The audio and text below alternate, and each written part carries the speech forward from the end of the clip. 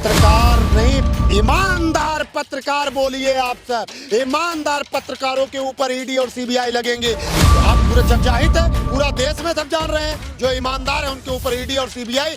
32,000 करोड़ का विदेश से कोयला ले आकर डबल रेट पे अडानी अंबानी ने बेचा। और अडानी अंबानी को क्यों बचाना चाहती है? ईडी और सीबीआई उन पे क्यों नहीं कार्यरत होती है? बोलने वालों के ऊपर ईडी सीबीआई। और संजय सिंह ने क्या बोला? क्या बोला आपने सुना? कि मोदी डर गया, सच्चाई से डर गया, इसलिए ईडी और सीबीआई का डर दिखा रहे हैं। कोई डरने वाला नहीं। 2024 में ये भ्रष्टाचारी सरकार को उखाड़ फेंकेगी ये जनता। एक जनता ने संकल्प लिया है। मोदी जी उनकी भक्ति करते हैं। चौकीदार किसके बने थे? एससी, ओबीसी, दलित, आदिवासियों का चौकीदार। लेकिन ये चौकीदारी कहाँ दिखाए? अडानी और अंबानी उद्योगपतियों के साथ दिखाने का काम किए। जनता जवाब देने जा रही है। सही बात आपने कहा। मोदी जी के कार्यकाल में 10 साल में अमृत काल चल रहा है। देश की फौजी पत्नी को निर्वस्त्र कर मणिपुर में घुमाया गया। देश की गोल्ड मेडलिस्ट बेटियां को यहाँ पे सड़कों पे घसीटा गया। 28 मई का वो काला दिन मुझे आज भी याद है, जिस दिन लोकतंत्र के मंदिर का उद्घाटन प्रधानमंत्री ने किया था, संसद भवन का उद्घाटन किया था। उसी दिन उन बेचारियों को उठाकर फेंका। वही प्रधानमंत्री इन गोल्ड मेडलिस्ट बेटियों को बोला मेरी बेटी है, उनके साथ फोटोआं खिंचवाया। और लेकिन जब वो न्याय मांगने बैठी तो सड़कों से घसीट कर फेंकने का काम यही किए। अब ना मोदी का छवि बना है और ना योगी की छवि रह गई है। कोई भी नेता आप बता दीजिए जो बीजेपी का आज छविदार व्यक्ति हो। अरे मोदी जी तो अपनी गारंटी गिना रहे थे राजस्थान में, और किसानों के बेटों ने खड़े होकर और उसी पंडाल के अंदर बोला है देश का सबसे झूठा प्रधानमंत्री है, इसके कोई वादे पक्के नहीं होते। ना तो 15 लाख दिया, ना 2000 करोड़ नौकरियां दिया, और ना उसके बाद 100 स्मार्ट सिटी दिया, और ना एक चौकीदार है किसान का, गरीब का, एससी का, ओबीसी का, दलित का। ये सिर्फ उद्योगपतियों का है। ये देश को लूटने आए हैं। इस बार साम दाम दंड भेद ये कितनी भी नीतियां अपना ले ये बीजेपी इंडिया की सरकार, लेकिन ये इंडिया गठबंधन टूटने वाला नहीं है। ये मजबूत गठबंधन है। देश से भ्रष्टाचार को भगाएंगे, देश से गरीबी भगाएंगे और देश से भुखमरी भगाएंगे। लेकिन ये मोदी को तो दो आंख है, और 2 आंखों के ऊपर भी 2 आंख का ऐनक लगाते हैं और पता लगता है 10-10 लाख का ऐनक है। युवा आज हमारे देश के बेरोजगार है, आत्महत्या कर रहे हैं, किसान आत्महत्या कर रहा है। आप उत्तर प्रदेश की घटनाओं को देख लीजिए। एक महिला योगी आदित्यनाथ जी के सीएम आवास पे जाती है 3 अक्टूबर के दिन जमीन विवाद सुलझाने के लिए, लेकिन 5 अक्टूबर के दिन उसी के साथ बलात्कार होता है।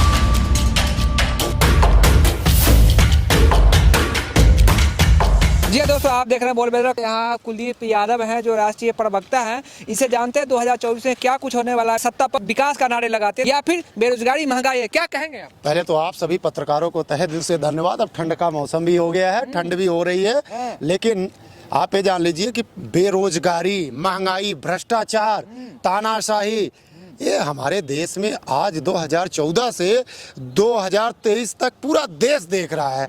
आज इजराइल और फिलिस्तीन की लड़ाई हमारी देश देख रही है, लेकिन यही मणिपुर जला 6 महीना तक, आज तक जल रहा है। यही नेशनल मीडिया, और नेशनल मीडिया 14 एंकर का बहिष्कार किया गया। और मैं आज नेशनल मीडिया का नया नामकरण कर रहा हूँ।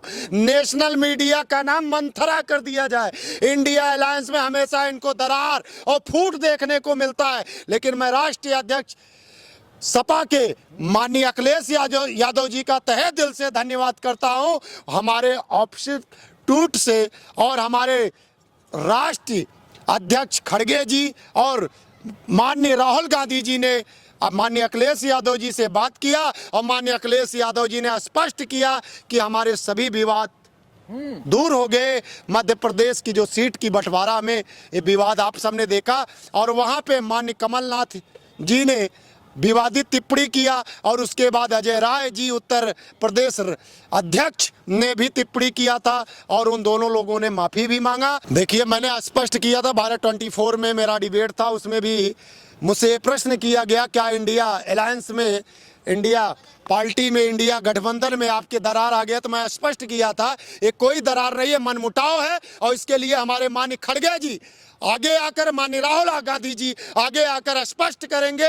और आपने देखा कि किस प्रकार से राष्ट्रीय अध्यक्ष सपा अध्यक्ष माननीय अखिलेश यादव जी ने ये बोला कि मीडिया में कि कांग्रेस पार्टी से बड़े नेताजी का ट्वीट आया और जिसके लिए उनका सम्मान करना है। और मैं अखिलेश जी का भी तहे दिल से सम्मान करता हूं। 2024 में इसका फर्क पड़ेगा क्या? बार बार किस बार साम दाम दंड भेद ये कितनी भी नीतियां अपना ले ये बीजेपी इंडिया की सरकार, लेकिन ये इंडिया गठबंधन टूटने वाला नहीं है। ये मजबूत गठबंधन है। देश से भ्रष्टाचार को भगाएंगे, देश से गरीबी भगाएंगे और देश से भुखमरी भगाएंगे। आज स्मृति ईरानी जी को शायद पता नहीं है, बाल विकास कि मंत्रालय उनके यहाँ अधीन है और वो बोल रही हैं कि हमारे देश में कोई कुपोषण का शिकार नहीं है। 125 देशों में 111वें स्थान पर हमारा देश आ रहा है। 5 साल के बच्चे कुपोषण के कारण मर रहे हैं। उनकी आर्थिक व्यवस्था कमजोर हो रही है, हमारे देश की आर्थिक व्यवस्था कमजोर हो रही। इस पे मौन व्रत है भारतीय की आर्थिक व्यवस्था ठीक हो गए, सबका साथ सबका विकास हुआ, जनता खुश है। मोदी जी को महान बना करके पेश किया जा रहा है। वाह वाह वाह, 111वें स्थान पे देश आ गया है। कब जागोगे आप सब? मंथरा का काम छोड़ दीजिए। ये मंथरा का नीतियां अब इंडिया अलायंस में चलने वाली नहीं है। 2024 में ये भ्रष्टाचारी सरकार को उखाड़ फेंकेगी ये जनता। ये जनता ने संकल्प लिया है और इंडिया अलायंस ने संकल्प लिया है। ये कोई भ्रष्टाचारी बचेगा नहीं। आज ईडी सीबीआई विपक्ष पे आ जाते हैं, विपक्ष डरने वाला नहीं है। जितने मर्जी ईडी लगा। संजय सिंह तभी भी जेल में ही है। देखिए आपको बता दे, बोलने वालों के ऊपर ईडी सीबीआई। और संजय सिंह ने क्या बोला? क्या बोला आपने सुना? कि मोदी डर गया, सच्चाई से डर गया, इसलिए ईडी और सीबीआई का डर दिखा रहे हैं। कोई डरने वाला नहीं। क्या जिस तरह से पत्रकारों पे भी ईडी सीबीआई का छापे लगते हैं ऑफिस में, तो क्या पत्रकार नहीं, ईमानदार पत्रकार बोलिए आप सब। ईमानदार पत्रकारों के ऊपर ईडी और सीबीआई लगेंगे। लेकिन ये मंथरा नेशनल मीडिया पे जो दिन रात षड्यंत्र करते रहते हैं, इंडिया अलायंस में किस प्रकार से टूट आए, दरार आए, जो षड्यंत्र रचते रहते हैं, उनका षड्यंत्र। कौन ईमानदार पत्रकार है सोशल मीडिया का? भाई जो ईमानदार है उसके प्रत्यक्ष हो जाता है, उसके ऊपर ईडी और सीबीआई लग जाती है। मैं बता तो रहा हूँ, आप पूरे जगजाहिर है, पूरा देश में सब जान रहे हैं। जो ईमानदार है उनके ऊपर ईडी और सीबीआई। 32,000 करोड़ विदेश से कोयला ले आकर डबल रेट पे अडानी अंबानी ने बेचा। और अडानी अंबानी को क्यों बचाना चाहती है ईडी और सीबीआई? उन पे क्यों नहीं कार्यरत होती है? आप तेल ले रहे हैं, टोल दे रहे हैं, आप रोड पे चल रहे हैं, आप मोबाइल चला रहे हैं, आप व्यापार कोई सामान खरीद रहे हैं, सीधा अडानी के खाते में पैसा जा रहा है, सीधा अडानी के। न्यूज़ क्लिक के पत्रकार को भी अरेस्ट कर लिया गया था। जो व्यक्ति हमारे देश में क्या विश्व स्तर पर 6वें स्थान पे था, आज 12वें स्थान पे था, आज वो दूसरे स्थान पे कैसे हो गया? ये मोदी जी की भक्ति करते हैं या मोदी जी उनकी भक्ति करते हैं? चौकीदार किसके बने थे?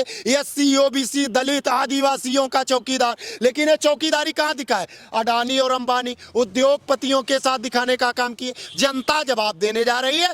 5 राज्यों में नेशनल मीडिया मंथरा सुन ले, 5 राज्यों में इंडिया अलायंस अपनी सरकार बनाने जा रही है। और जितना मर्जी साम दाम दंड भेद लगाना है लगा लो, मीडिया का बहिष्कार हिंदुस्तान की। मोदी जी भ्रष्टाचार देश 10 साल में बना चुके हैं। अब मोदी जी को और मोदी जी की सरकार को ये जनता उखाड़ के फेंकने जा रही है। कहा था फिर से मोदी सरकार, पोस्टर चल रहा है फिर से मोदी सरकार। अरे मोदी जी मंथरा मीडिया से जितना मर्जी पोस्टर चला ले, मोदी जी की जितनी फोटोआं लगवा ले, मोदी जी चाहे अपनी जितना गुणगान करा ले, ये जनता अब इन पे विश्वास करने वाली नहीं है। मोदी जी के शासन काल में अमृत काल चल रहा है, आप मोदी जी को बदनाम कर रहे हैं। सही बात आपने कहा, सही बात आपने कहा। मोदी जी के कार्यकाल में 10 साल में अमृत काल चल रहा है। देश की फौजी पत्नी को निर्वस्त्र कर मणिपुर में घुमाया गया। देश की गोल्ड मेडलिस्ट बेटिया को यहाँ पे सड़कों पे घसीटा गया।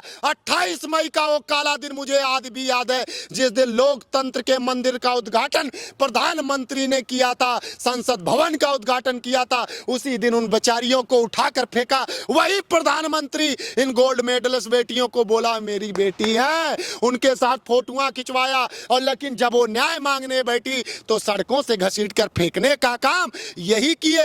यही मोदी तो कह रहे इंडिया अलायंस से महिला शक्ति दूर रहे, और 50 महिलाओं को साथ खड़ा करके फोटो खिंचवाते हैं। और जहां पे भी देख लीजिए आप दिल्ली में बस स्टैंडों पे भी ये फोटोआं लगा दिए हैं। अरे भैया, इतना तो धृतराष्ट्र भी शर्म करते थे, उनके आंख नहीं होने के कारण जो संजय बताते थे कि ये आपके कार्यकाल में हो रहा, तो उसका विरोध करते थे धृतराष्ट्र। लेकिन ये मोदी को तो दो दो आंख है, और दो आंखों के ऊपर भी दो आंख है, ऐनक लगाते हैं और पता लगता है 10-10 लाख का ऐनक है, और फिर भी नहीं देख। मोदी जी पहला ऐसा नेता जीएसटी लाया है। युवा आज हमारे देश के बेरोजगार हैं, आत्महत्या कर रहे हैं, किसान आत्महत्या कर रहा है।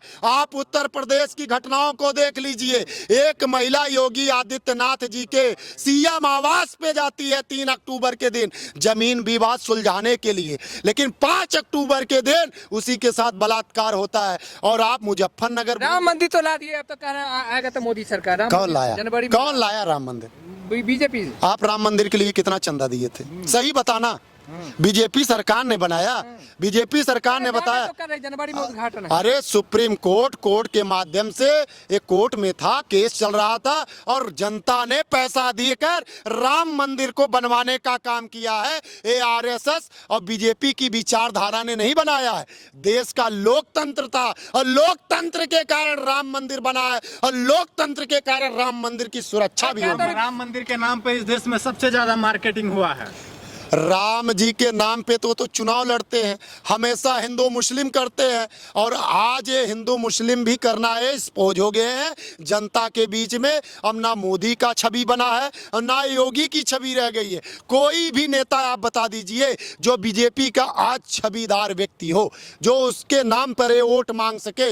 आज ये अपना वोट भी लेते हैं तो अपना सीएम नहीं दर्शा रहे हैं कि मेरा सीएम कौन होगा, मोदी जी। अरे मोदी जी तो अपनी गारंटी गिना रहे थे राजस्थान में, और किसानों के बेटों ने खड़े होकर और उसी पंडाल के अंदर बोला है देश का सबसे झूठा प्रधानमंत्री है, इसके कोई वादे पक्के नहीं होते। ना तो 15 लाख दिया, ना 2000 करोड़ नौकरियां दिया, और ना उसके बाद 100 स्मार्ट सिटी दिया, और ना एक चौकीदार है किसान का, गरीब का, एससी का, ओबीसी का, दलित का। ये सिर्फ उद्योगपतियों का है। ये देश को लूटने आए हैं, अब ये देश को लूटने नहीं दिया जाएगा। ये संकल्प है इंडिया अलायंस का, ये संकल्प है किसान, जवान, महिला, बेटी, हर किसी का ये संकल्प है। 2024 में बीजेपी एनडीए सरकार को उखाड़ फेंकेंगे और हर जगह मोहब्बत की दुकान खोलेंगे। जी हाँ दोस्तों, देखा इन्होंने किस तरह से बेबाकी से हर मुद्दों को, हर सवाल का जवाब दिया। तो तमाम इस तरह का वीडियो देखने के लिए चैनल को सब्सक्राइब कर ले और साथ में कमेंट करके अपनी राय जरूर दे। धन्यवाद।